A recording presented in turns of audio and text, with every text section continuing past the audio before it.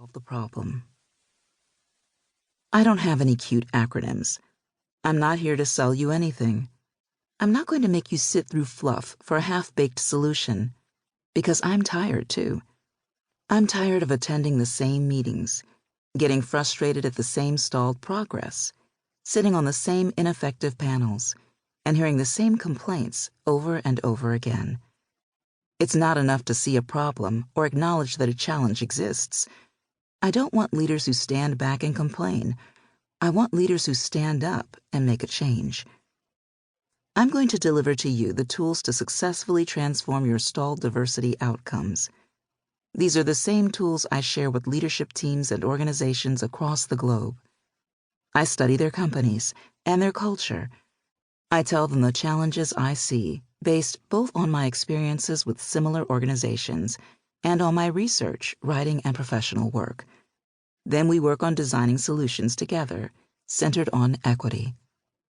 My work delivers results.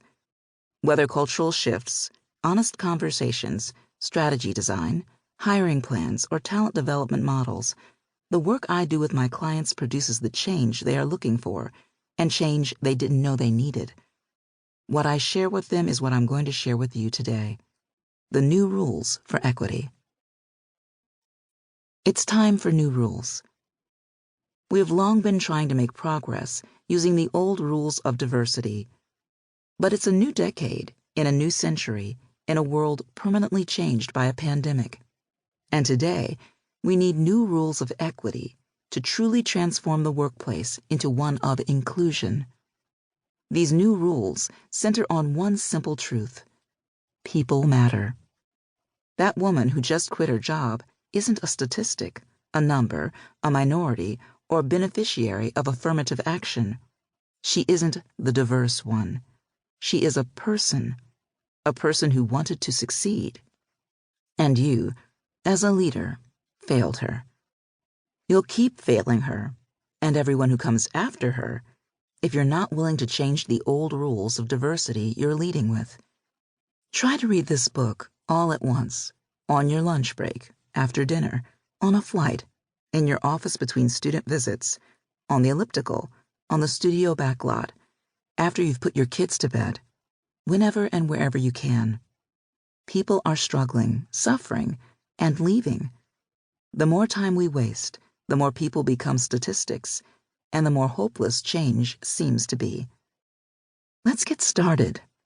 And I do mean start.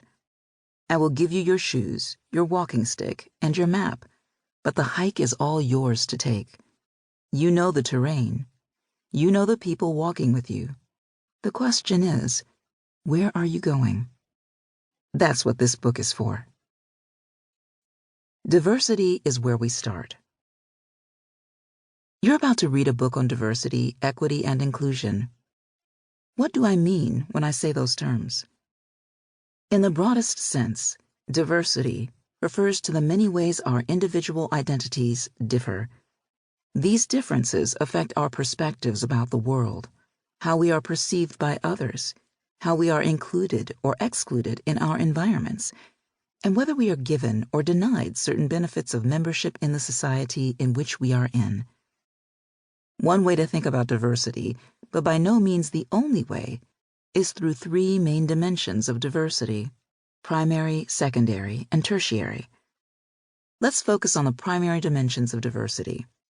Primary dimensions of diversity are the ones we typically have no control over, like age, ability status, race, ethnicity, gender, and gender identity, and sexual orientation.